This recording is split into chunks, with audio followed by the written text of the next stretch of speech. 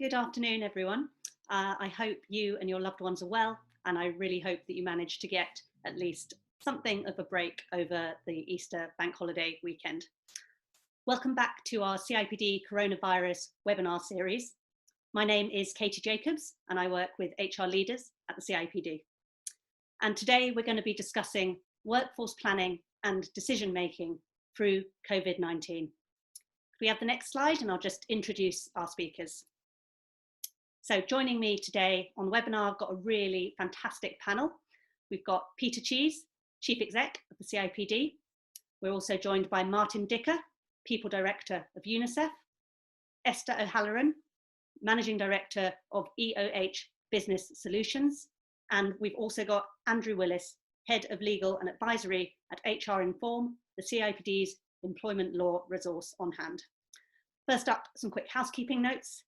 Please be aware this session will be recorded. It will be available on demand via the webinar section of the CIPD website. Please do share it with your peers and colleagues, and you can also find our previous webinars on furlough and health and wellbeing available on that hub as well.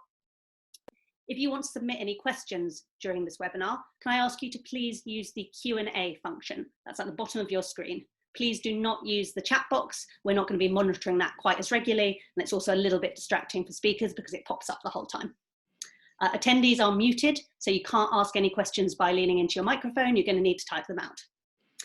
Just a reminder that for any legal advice, CIPD members can call our HR Inform helpline. It's available 24/7 and you will get an individual response. We're updating the FAQs and resources on our website all the time as new information becomes available. You can head to the CIPD Coronavirus Hub for more. Now, we know that many of you are wrestling with some really tough decisions as a result of the coronavirus and its economic impact.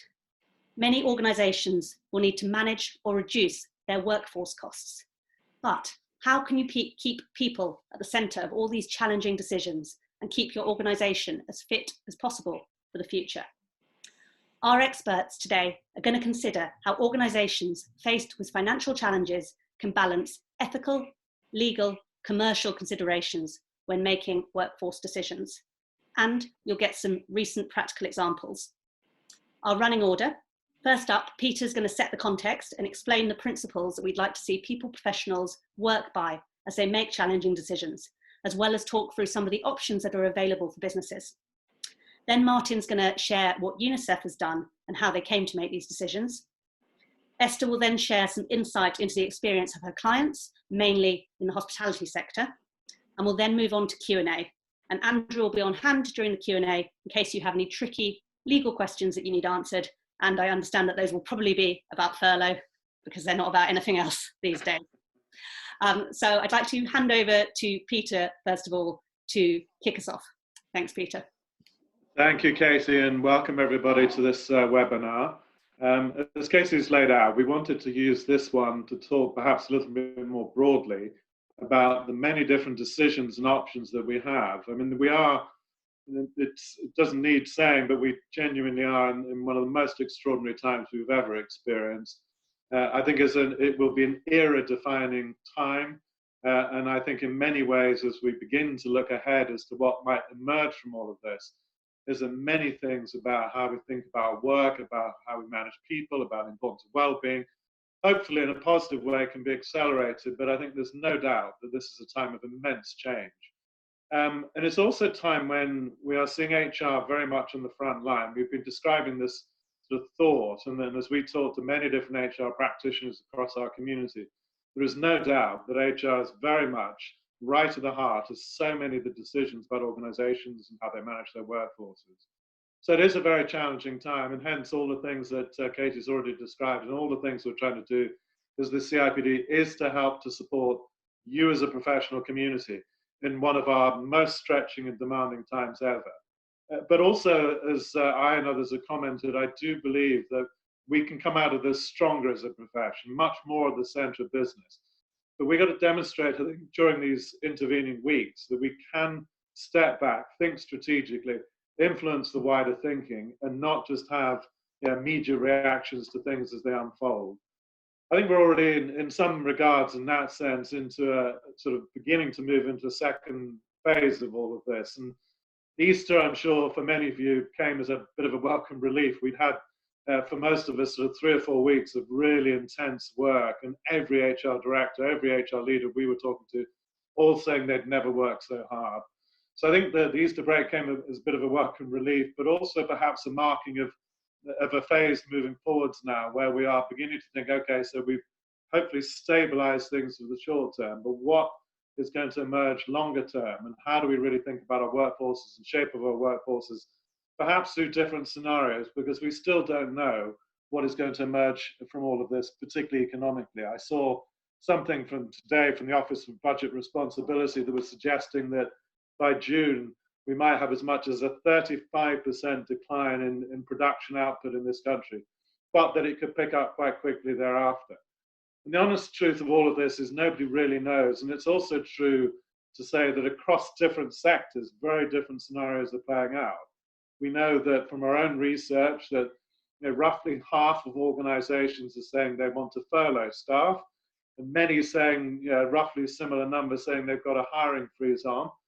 But equally, there are those organizations, roughly 5%, who are saying they need to increase hiring because the demand has gone up hugely. And of course, we can all recognize that is in many of the key sectors now that perhaps weren't always the most glamorous or important to us, but oh my goodness, they're so vital as we go through these very challenging times. And they include logistics companies and grocery and agriculture, some of those primary producers, as well, of course, as social care, healthcare, and so on. So what I want to do beyond that sort of general scene setting was just talk a little bit about how we're seeing, therefore, some of the decision making that we need to make, and across all these different options. And one of the things that I wanted to start with was talking about guiding principles. So Bernadette, if we can just pull up the next slide, because I think one of the things we've talked about a great deal throughout the profession over the last several years is the idea of what are the principles that guide us? And in the new profession, Matt, we've talked about being principles-led, evidence-based, and outcomes-driven. And I think those constructs apply now as much as perhaps they ever have. So some of the principles, as you can see up in this slide, that we think about are how we look after our people. And again, we've always said that our profession should be there to understand and champion our workforces and our people.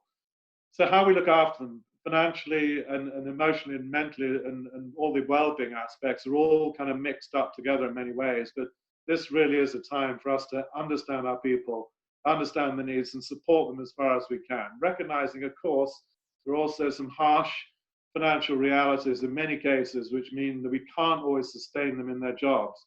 But nonetheless, even if we can't sustain them in their jobs, that we are still looking after them in the very best ways we can through that process. Because it is about our stewardship of our businesses as well, about our responsibility as part of leadership in every organization to understand how we are stewarding our businesses through these different times. And I've always liked that phrase stewarding, because it gives the sense of we are temporary stewards of a business, and our responsibility is to ensure that we leave businesses in a better place than we found them. And particularly during these tough times, I think that notion of stewarding and navigating organizations, and not just reacting immediately to the here and now, but understanding our direction of travel and what options we have is really vital. It is also this idea of supporting all stakeholders. And we've talked for, again, a long time about corporate governance, and particularly for the commercial and private sectors, not just being about the financial stakeholder, but all of our stakeholders. And that, of course, includes our employees, which we've already touched on, but also what we're doing to support our customers and our suppliers and the communities that we're part of. And if we do those things well, and we can demonstrate that even in these times of hardship, we are keeping those sorts of things in mind, then they become very much part of the stewardship of our business and will allow us to, I think, position ourselves for the long term.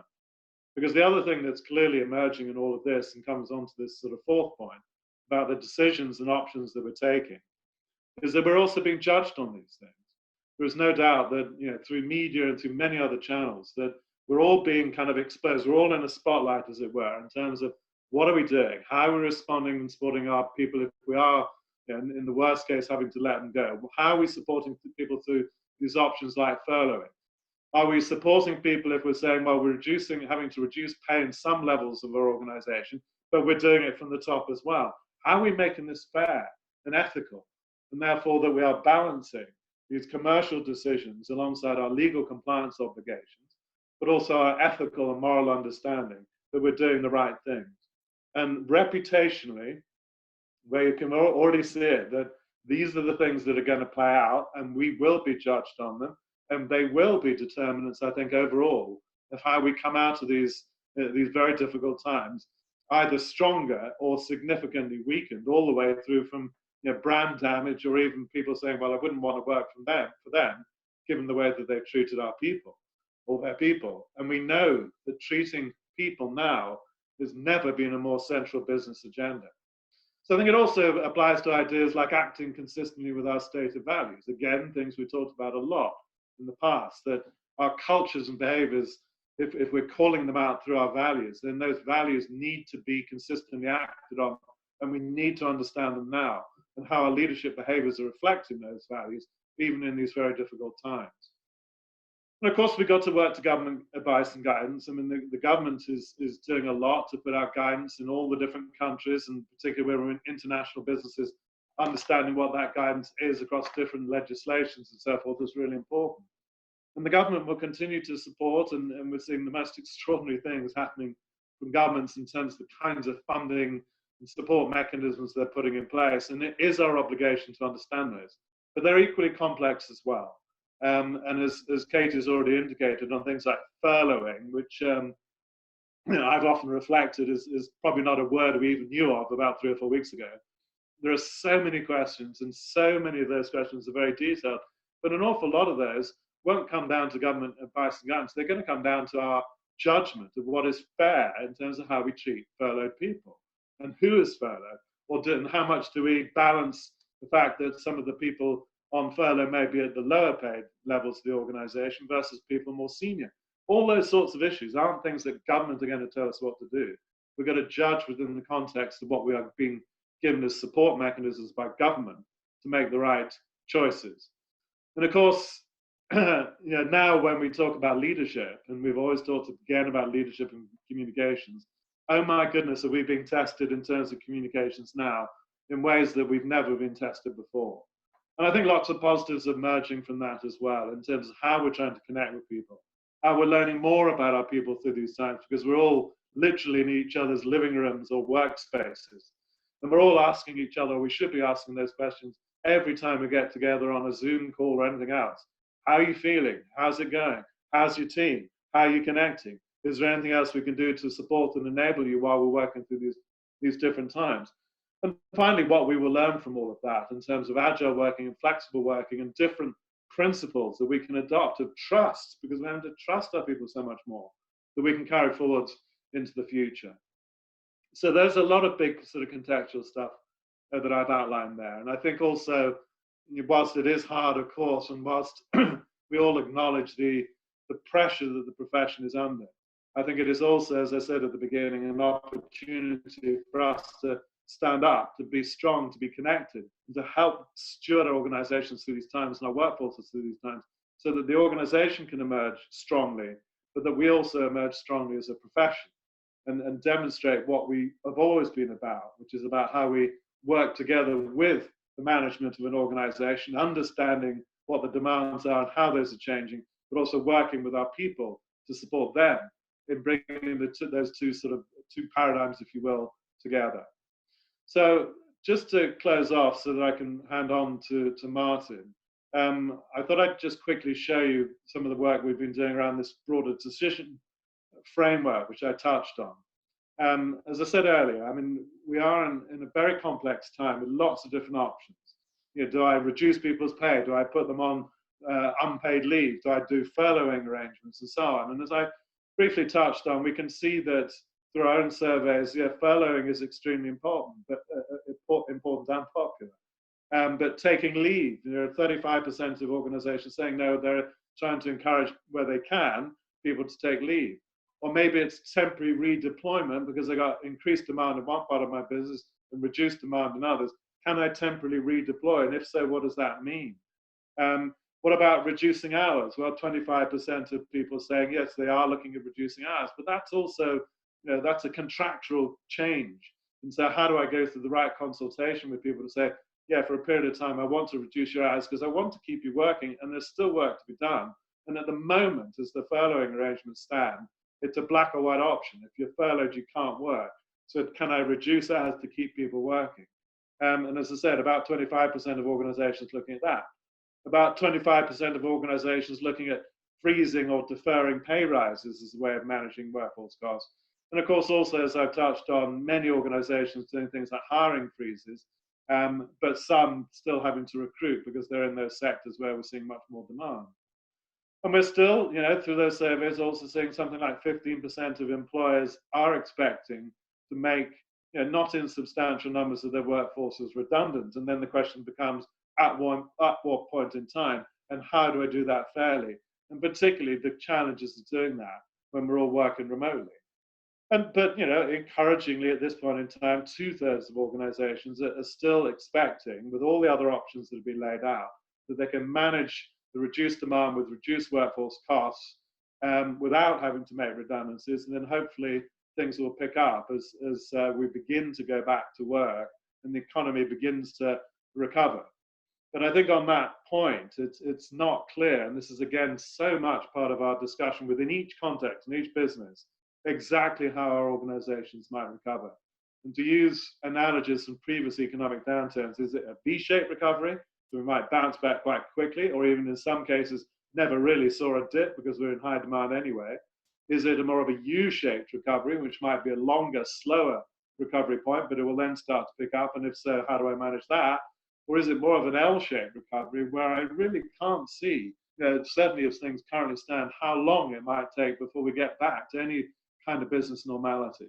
And those are the sort of scenarios which we each need to be working on, and then playing these options again, so that we are at least planning ahead, even if we don't know all of the answers now. So as I said, lots of intriguing challenges and lots of things that we will learn. And I'm sure as these webinars and as this time advances, we will get more and more focused on, what are the things we've learned? What do we take forwards into the new world?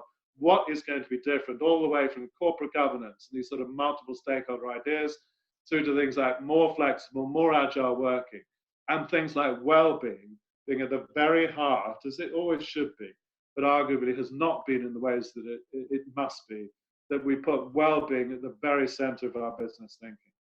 So that's a bit of a tee up, and I haven't taken you through all of the detail of the workforce planner that's on the slide there, and you can probably read it if you've got better eyesight than I have.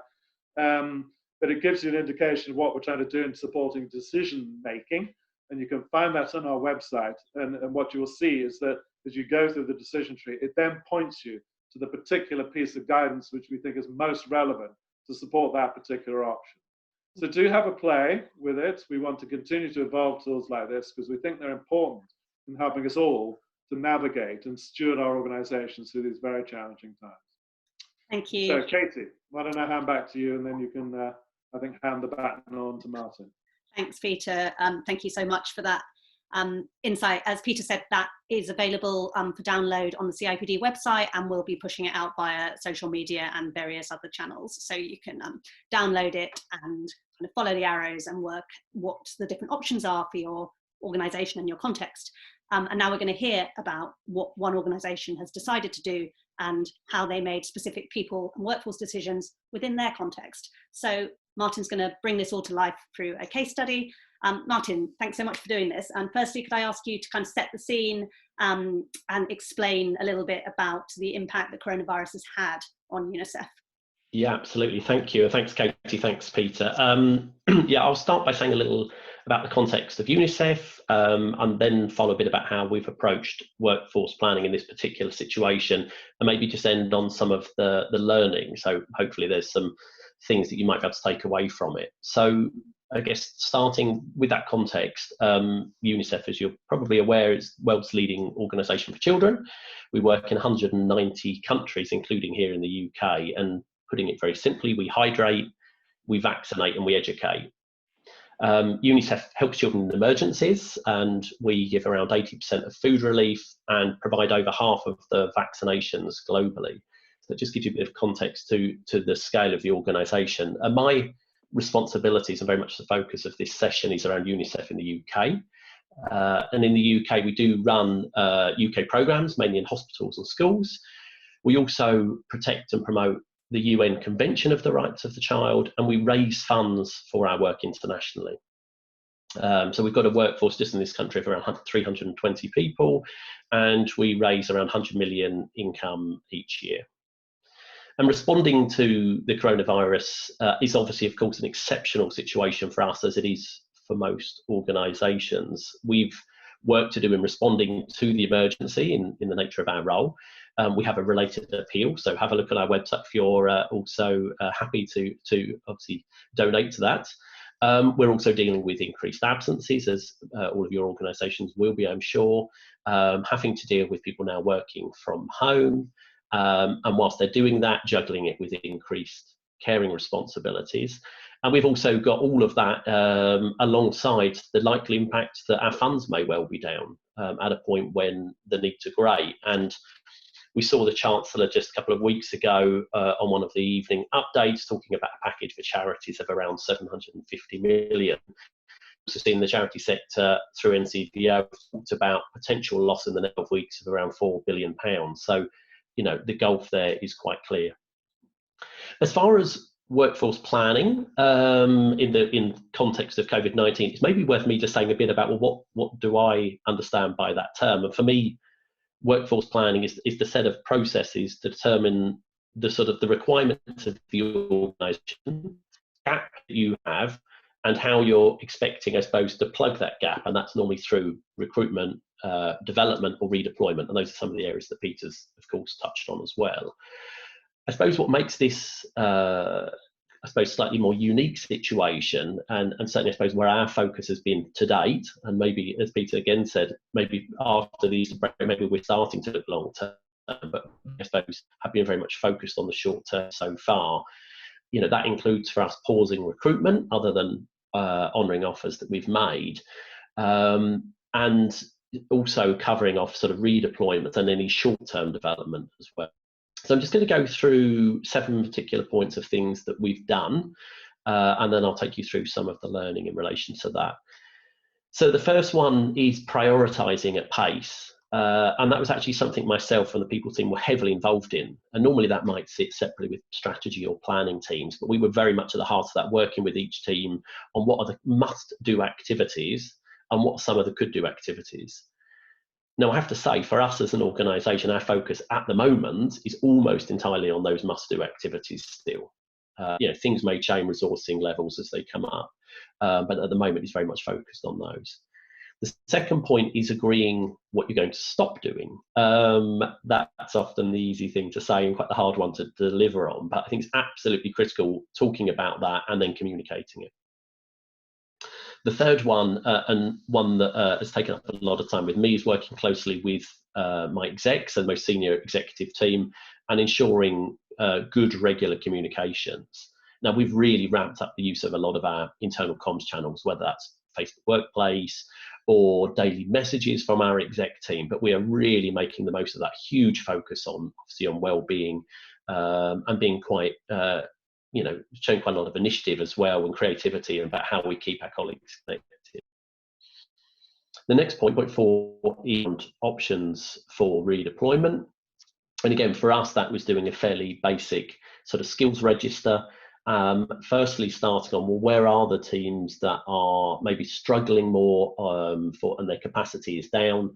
What are the skills they're particularly looking for? And then putting the asks out within the organisation. So where can we make redeployment options? And it's obviously important to do that before you start furloughing colleagues and then end up with options that maybe now are not open to you. The next one we did was we did some forecasting around caring responsibilities. Now, again, that might be easier for us because of the scale of our organisation, because you do need to be quite granular, because although you can sort of chunk it up to a team level, directorate level, whatever it might be for you, you kind of do need to know at an individual level. You know, if somebody's capacity is down to 70%, and let's say 10 to 20% out of that is outside of normal hours, well, you need to know that. You need to know what are the resources you've got to rely on. The next point that we did, and this wasn't an easy one, is I looked at doing projections on our absence rates. And we know, because we're seeing that debated lots in the press, we don't know exactly when the peaks will be. I mean, we think possibly this week in the UK as far as deaths, but it's an understanding of, well, what might this mean for your workforce? If we're seeing absence levels peak in the next week or so, what does that mean? What expectation do you think that will have if you've got more people off or more people caring for others? Sadly, more people also on compassionate leave as well. Again, you need a good sense of, well, what does this mean for us? And the final one, and this is really, I suppose, about on the basis of the reprioritisation and redeployments, is thinking about an organisation's short-term financial health. Actually, what considerations have we got for some of these cost savings? And obviously, furloughing is a scheme. Obviously, we've looked at that, and it's something that, as of today, we've got around 10% of our organisation that are currently furloughed. But again, it's, you know, as you approach those conversations, what we've found is they need to be approached with great sensitivity. You know, for us, we've got colleagues that are really passionate about the work, passionate about our mission. They would prefer to work. They, you know, the idea that many of them might be furloughed is something that actually they're not particularly keen on. They would prefer, even if their role is not as critical in this moment in time, they would prefer to be within the organisation and redeployed. So again, it's really worth taking time, providing those reassurances to colleagues. And you can understand that as well, that people may feel, well, does this mean my work's not as important? Does this mean that my performance is not so good? And again, I think you really got to make sure you know, put a lot of time into reassuring people. So as a result of those, some of those areas I've just touched on, I'm just going to maybe just sort of end on some areas, I suppose, some learning that we've had, and maybe that's some advice that you may or may not find useful. The first one is to prioritise ruthlessly.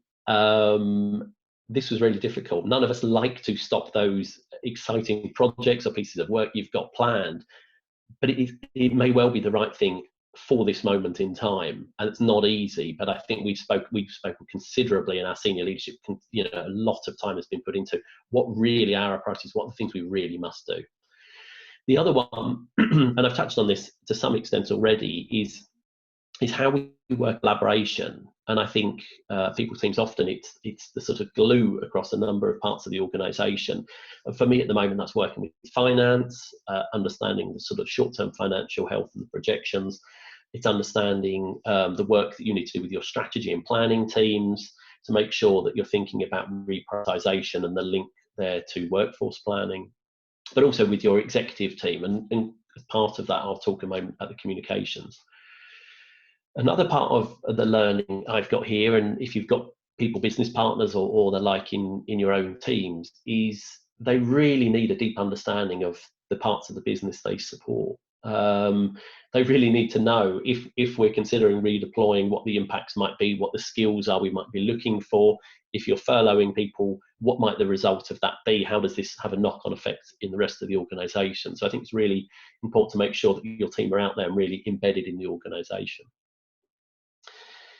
The fourth point is, it's actually interesting, something that Pete's touched on as he launched that particular tool, and I think it's about moving at pace. I think it's really important to not obsess over having the perfect tool or the perfect process, but actually get the tool out, start using it, and, you know, work on it in a more iterative fashion.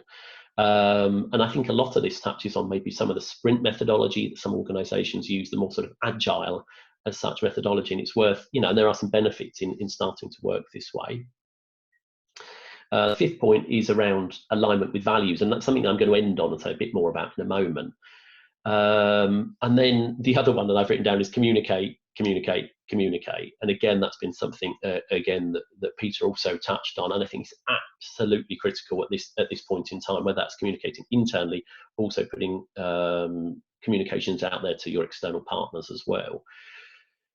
So I said I'd just come back to that final bit just to end on the piece about values, and I think this really touches on some of the ethical decision making, and it does link nicely into the profession map. So I'm going to sort of link that together as well, taking on board some of the comments that Peter made. And I think the treatment, the well-being of your workforce, the engagement of your workforce is absolutely paramount. So this is beyond just looking at the short term and cutting costs out, but it's about doing the right thing, not just because it's the right thing, but because also of the benefits that you will have as a long organisation longer term. And you heard Peter talking about, well, what does this mean for your employer brand? But also, what does it mean for your current employees and their engagement with you anyway? So, for us, this is, examples are, if we've got people that are below 100% capacity because of caring or other reasons, we're paying them in full. If we've got people that we're furloughing in the organisation, again, we're ensuring that their pay isn't impacting. And although those are tough decisions, and I'm not saying they're always easy from a financial, it feels like the right thing to do. And there's no doubt the way our staff association have responded, the way our colleagues have responded, has absolutely shown us that it's about doing the right thing. And I'm absolutely certain that we'll see the benefit of that for those colleagues who work now, but also as a brand, as an organisation going forward. And when you link that back to the CIPD profession map, we've got purpose. Purpose is right at the heart of that, and it's about us championing better work and working lives. So, well-being, communications, helping an organisation make not just the right best commercial decisions, but the right decisions for its people. And again, as Peter touched on, this is about being principles-led, and it links, and I'm just going to read something, an article that I came across a couple of weeks ago. It's just very short. And it links really very much into that, about it's incumbent on all of us to rise to these challenges. And this was an article in The Economist called "The Coronavirus Crisis Thrusts Corporate HR Chiefs into the Spotlight." And it says, the duties of chief people officers look critical right now. They must keep employees healthy, maintain their morale, oversee a vast remote working experiment, and as firms retrench, consider whether, when, and how they lay off workers. Their in trays are bulging. And I think we probably all recognise that. I think it really is quite an exceptional period of time. But I thought that kind of nicely summed up maybe some of the challenges that I think many of us are facing. But I'll pause there, and hopefully that's given a bit of an insight into some of what we've done at UNICEF in the UK over the last few weeks. Thank you so much for that, Martin. That was a really great reflections and some really great practical examples of what you've done there as well. We'll come back and do, I think, questions together at the end. So I'll just ask Esther if you could please share some of the insight about what you're seeing from your clients. I know you specialise in the hospitality sector, so if you just want to share some thoughts to follow up from Martin, that would be fantastic. Yeah. Thanks, Katie. And some great things from Martin there as well, which is very much echoed in hospitality sector as well. I think in my role as chair of HR and hospitality, talking to a lot of HR leaders. As we know, hotels, restaurants, bars, they're all closed, or the majority are closed. Some are still open and have offered hotel rooms to NHS workers or the Met Police. Really depends on where they're located, if they're close to hospitals or key areas. So they've been very generous in that respect. But as Martin said, that Economist article, HR directors at the moment are very transactional. They are immersed in working in the organisation because for many, a lot of their teams are furloughed. It's usually just them that's focusing on keeping people healthy, their mental well-being, juggling those who are working at home, keeping in touch and communicating with those who are furloughed, because working in a front customer-facing industry, you can't work from home in most cases. So staff who the majority have been furloughed are still happy, they're keeping their jobs. But some of the things that they're doing to keep people together is putting programs or communication things. So I've heard examples where they're doing a Friday happy hour, but virtually. They've got some of their staff are great DJs, so they're getting them all together on Zoom. It can be loud and noisy as it would in any cases. They're doing quizzes via Zoom. organising, sharing cooking recipes. So chefs are in their kitchen, a bit like the TV chefs, but this is all done on internal comms. Doing things just to keep people motivated and engaged. Some hotels are looking now that they're in that 3-week period, or come to the end of that 3-week period of furloughing, to actually rotate staff to come back into work, where they've got skeleton staff and security and things like that in hotels. So they're not just sat at home. And again, that's a way of keeping people busy. But from a HR or senior HR perspective, it's a great learning opportunity as well, to learn about new legislation that's coming through. And as Peter said earlier, who'd heard of furloughing, as an alternative to redundancies? So I think there's a lot going on there as well. I know some hotel businesses have offered their housekeeping team out to care and NHS so that they can help keep hospitals clean and add, to that, or security as well. They've opened up as takeaways in some cases, particularly if they're in more rural locations for the local community. They've kind of effectively opened part of their kitchen to give people access to fresh fruit and vegetables and things like that, or creating veg boxes for the local community. Quite often it's catering size packs that they're getting, so it's not buying half a dozen eggs, you might buy a whole tray of eggs. But there are some really good things that is happening out there. But I think for a lot of people, it's now thinking, when we do get back to whatever that new normal will be, and thinking ahead, what will hospitality be like? Will people be quite cautious about coming back in and rebooking hotel rooms, or sitting in cafes and bars and restaurants? Will this social distancing change things in different ways? And I've said to them about being very open-minded about, the forecasting and scenario planning. So as Peter said, look at the different options and the curve that you might come through. Can work be done in a different way? What are the lessons we're learning from our people in terms of that? And we do need to start planning ahead now. Now that we've got used to a certain extent, what furloughing is and how that's impacted, how we carry over holiday and all of those, we start needing to have a line of sight, not just for September or the end of this year, but thinking longer term workforce planning. And so some hotels are actually looking at, well, from a what if, well, what would I want in place in 6 months or 12 months time? What would that look like? What will my workforce or structure of my workforce look like? What are the things I need to be thinking about now? Zoom meetings, do people really need to travel as much as they have done in the past, when we found that technology really works?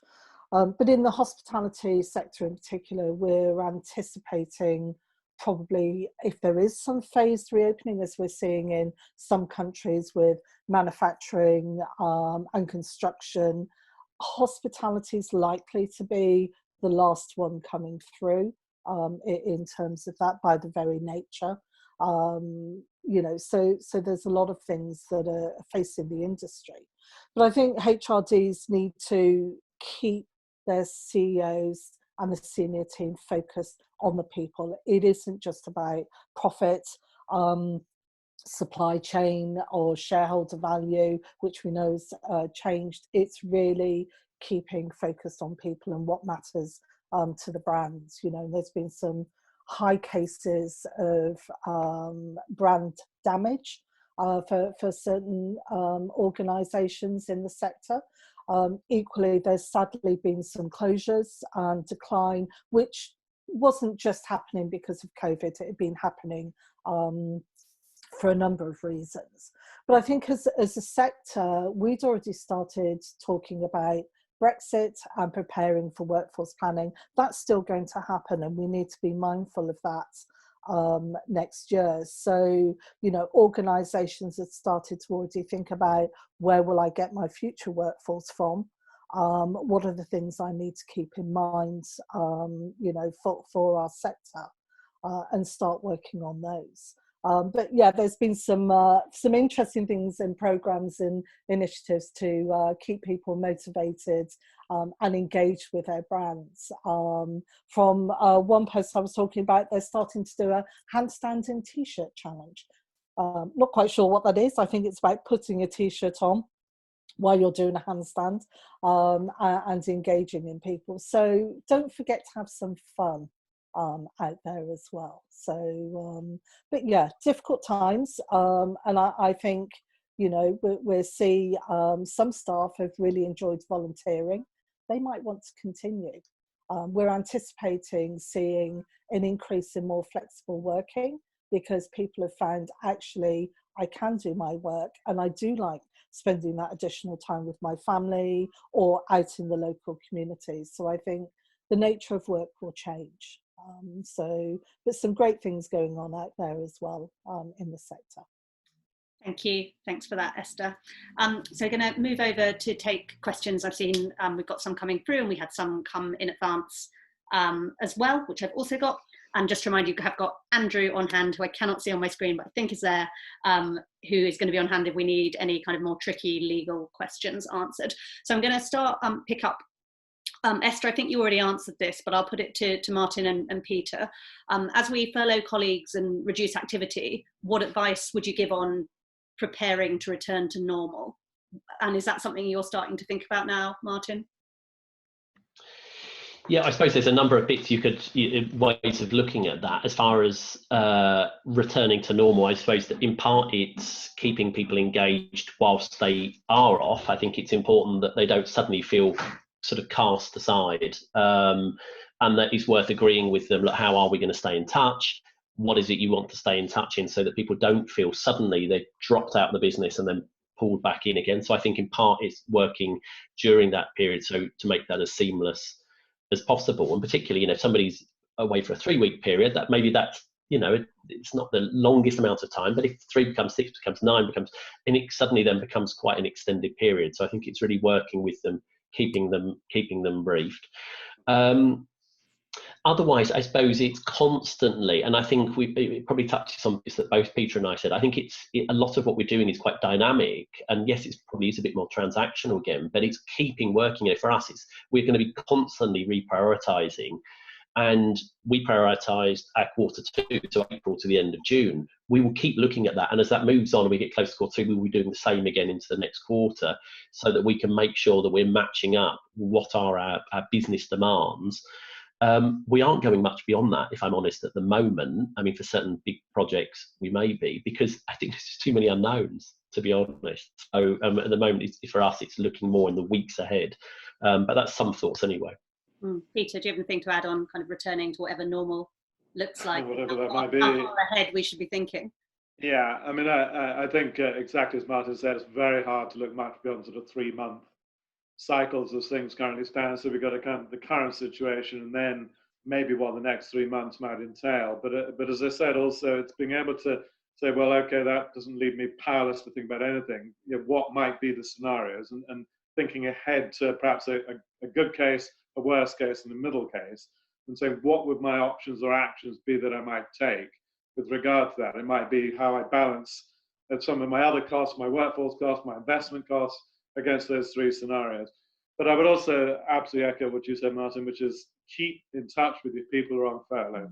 They are still part of your workforce. The whole idea of furloughing is just so that you can, when reduce demand, allow them to keep on your books so that they can then return. So keep them communicated with, keep connected to them. And I think, you know, people are sort of almost so anxious that they might fall foul of the rules that says, well, they can't have any work, that they don't even communicate with them or involve them in team calls. And you can and you should keep them engaged.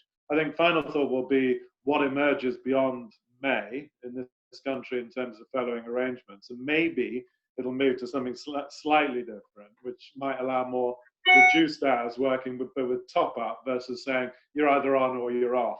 So who knows? But I think as we're both saying, you've got to think a little bit ahead as well as make sure you're doing all you can to support your workforce today. Yeah. I think you also need to be prepared and encourage people whilst they're on furlough. It can be a great opportunity for online training or personal development as well, because they are still your employees while they're furloughed. It's just they're actually not doing any practical work in terms of that. So it can be a great opportunity for learning as well. Thank you. And Andrew, if you're there, could you share any insight on if you're bringing people back from furlough, can it be done in a staged process? So you bring some people back before others? You certainly can. I mean, it's according to business needs. So if you need to maintain furlough for some and not others, you can bring back the people you need. But certainly I would recommend that from very early on, where possible, you're looking to rotate staff, because it keeps everybody in touch, everybody interested, and it ensures they're in the best place to come back, you know, when things do pick up. Obviously, the one thing to be careful of in doing that is to ensure that any period of furlough, whether it be the first period or any subsequent periods, must be for a minimum of 3 weeks. Otherwise, you rule out the possibility of claiming for that particular period. But subject to that, I'm aware of organisations already looking to rotate people. So we're at the end just about of the first full 3 week period. So some organisations are already bringing people back and furloughing some of those who've held the fort since all this started. Thank you. Got a question about picking up on, I think, what all of you have said about the HR function at the moment becoming a lot more transactional and operational. And do you think that this will require major restructure of HR teams in the next few months if we have fewer people working at strategic or transformational level of HR? Will it change the shape of the function, or do you think it's just kind of short-term measure? Yeah, I mean, Katie, maybe I kick off with that one. I mean, I think if I understood the question, there is no doubt there is huge demand, as we all said, on HR being able to respond to the sort of here and now. But to be able to respond to the here and now, you've also got to have a good understanding of your workforce, its makeup, its costs, and all these other things. So many other things that, you know, sometimes we've been a bit challenged in HR, which is we've got, you know, sufficient insight and evidence about all the different cost parameters and the makeup of a workforce, as I said. So that, I think, is going to be strengthened, and already was, but will be reinforced through this time. I'd look at it as the opportunity when we talk about HR being operational and strategic, which I think is true of every function, that HR's opportunity and need to be truly strategic, to be really at the heart of business, to be understanding the business's direction, the different workforce responses we need, recognizing what we can learn from this crisis, but also how we think of our businesses perhaps a little differently going forward. What are going to be the demands? How do we build skills differently? Do we take the opportunity to structure slightly differently? Do we use, as Esther said, opportunity to upskill and things like that, which is also a strategic response to a short-term issue? So I think it's both. Whether it means a fundamental change to HR, I'm not sure it will at this stage, who knows, but I think it's more a reinforcing of some of these very important ideas and principles we've been talking about for some time. Yeah, I've seen certainly a lot of HR directors, they are still doing the strategic stuff. They're having the regular conversations with the exec team and thinking strategically, but at the moment they're also balancing doing transactional stuff as well. So they're very stretched. I don't, as Peter said, see it changing the way HR is structured as such, but just HR, the focus is very much on HR teams and HR leaders, and we're balancing and stretching ourselves with the strategic and the transactional at the moment. But the belief is it is short term, you know, in terms of that. So working at double the capacity at the moment. Got any thoughts on that, Martin? Yeah, I would certainly echo Esther and Peter's comments. I don't think this particular extraordinary situation we're in itself will drive a major rethink or restructure across the sort of the people sector as such. I don't think it would drive that. Now, each organisation and its long-term financial health and focus and of course might alter and then it might have to, rejig its people team in light of that. But I think what it might do is some of the areas where maybe we've not always been at the forefront, this might give us an opportunity to make sure that we've really polished some of those skills, whether it's the better use of data and analytics, really driving workforce planning as part of our strategic planning. Maybe that's not always something that's done quite as well. And as Peter quite rightly said, getting the wellbeing agenda absolutely still front and centre.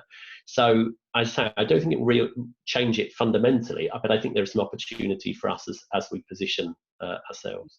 Thank you. Got a question about, I think I'll put this to you first, Martin, because it's quite a practical one. What are you considering in relation to holidays, particularly when you've had people off on furlough? How are you going to plan the management of that when things start to return to normal? So you haven't got everybody going off in September, October. Yeah, that's good. It's a good question, actually. So we just communicated something, but it was only about a week ago to our workforce. And interestingly, with me saying on other areas how important it is to work at pace and get information out there and keep evolving, this was one of the trickier ones, actually. And that was quite interesting, trying to get the balance on recognizing that individuals and their well-being, it's important to take breaks. It's important to take breaks now, but people may not want the same length of break because their holiday plans, of course, have fallen through. So I suppose we were trying to be flexible on one side, but also recognizing what we can't have is everyone stacking up, most of a year's worth of leave in the latter half of the year, when hopefully we're returning to some sense of a new normal and need people in the role. So we've I suppose sent out guidance which hopefully weighs up both of those and tries to find a sort of middle ground between, preparing, planning, encouraging people taking leave, recognizing they may not take such big chunks of it. We've also extended carryover. So normally we allow people from 1 year to the next to have 5 days. We've extended that to 10. It was useful that came at the point when the Working Time Directive was altered by the UK government to enable that. So again, it's probably one of those ones where it's just, as often we do in HR, is playing that middle ground, understanding both the employee aspect of it and also understanding the business demands. Someone's asked, if the time comes in my business where work runs out and we've taken all sorts of alternative measures like short-time working to avoid having to take government support, can you then transfer workers onto furlough? And adding that we're trying to value our employees as much as we can at that time. So I'll just put that quickly to you, Andrew. So can you transfer? Yeah, you should do a load of other things first. Absolutely, yes. You can place people on furlough. You can bring a period of short-term working or allow to an end and place people on furlough. In actual fact, the guidance allows you to backdate furloughing in those situations if you wanted to. But yes, you can change the status of people in that way. That's not a problem. Thank you. Earlier, Esther, you touched on Brexit, and I think that's a kind of really interesting point, that's something that people were already planning for, and then the disruption came out of somewhere we never even imagined, and we're already seeing the impact of the lack of workers travelling to help the agriculture industry. What do the panel think about furloughed employees using their time to support farmers in the agri-industry, which I think has just been said that's okay, that they can go and do short-term working arrangements for picking and harvesting? Well, I know a lot of people in hospitality are volunteering out in their local community, local hospitals, or food banks and that sort of associated areas. And the HR leaders I'm speaking are trying to encourage their staff to do that. I think the technical thing is, are they allowed to still do that if they're furloughed? Or is it a second job? Or there's some areas still to iron out, but it can be a great motivator to keep people engaged, and they feel that then they're given something back as well, which comes back down to the values and needs of the way that we work. Yeah, I think it's fascinating, isn't it? We're also seeing, for example, banks or professional services firms with a graduate scheme say, well, you can't start immediately, but maybe you could go and work and volunteer, even work, as you said, in primary production, food production. I think, this will also cause us to reappraise many different types of jobs across the economy. Yeah, we're all recognizing now, I think, so many of these vital jobs, as I said in my opening remarks, that perhaps not always been the glamorous ones, the high paid ones or whatever, but just how important they are to everybody's well-being. And even sectors like, agriculture, which has definitely struggled, and we've done surveys on this in the past and asked companies why you recruit so many EU workers, and the usual answer is because the local people don't want to do this kind of stuff. So maybe even reappraising some of these sorts of jobs from people practically experiencing them, let alone understanding their importance to all of our well-being. So there could be other longer-term effects of that nature, which I think would be really interesting. Thank you. It's just worth noting there from a legal point of view that the updated guidance that was issued last week makes it clear that employers are prevented from carrying out work for their own employer or a linked or associated organisation while on furlough. But as we've said, that doesn't prevent them from taking up work with other organisations. Thank you. On a short-term contract basis, Andrew, right? Yeah, absolutely, yeah. Somebody asking about a main concern being colleagues surviving financially during this time, given that they're in the hospitality industry and will be impacted beyond the 3 months. Can anybody recommend any online resources that we could guide them to? Anything to help people learn financial life skills? Martin or Esther, if you're aware or using anything, because this has come out in a lot of the conversations I've been having with HR directors as well. So I can recommend stuff. Salary finance has come up quite a few times as being a useful tool. Yeah, I think certainly in hospitality, particularly, there are a lot of charities and organisations that provides support. And I know UK Hospitality, Kate Nichols, that the website there, they have a lot of information that people can access. But I'm seeing more and more organisations offer life skills or learning platforms for free, whereas previously they would have charged. So sometimes just doing a simple Google search will that's specific to your sector will bring a number of different providers. And I'm seeing, as I said, a lot more who are providing things for free to organisations, free webinars or hints or tips or infographics that are out there. But a good starting point will be your sector body, such as UK Hospitality, or some of the charities there linked to your EAP. Yeah.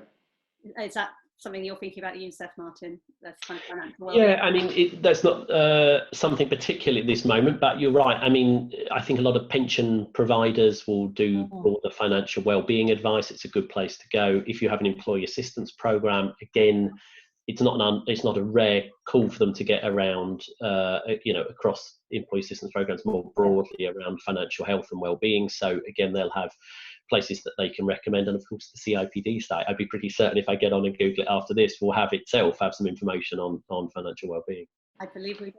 Yeah, it does, Martin. I mean, it's another of these really interesting areas, isn't it? I think over the recent years, there's been more and more recognition by many, many organisations that people, even up to what might be regarded as sort of middle-level salaries, are finding themselves often in financial difficulties. And we know, sadly, across the United Kingdom, the stats about how many people, in the millions or even into more than 10 million people, have only a few £100s worth of savings. So this is a bigger issue, but it's certainly important, and I think a very important element of well-being is that we help people understand how best to manage their finances.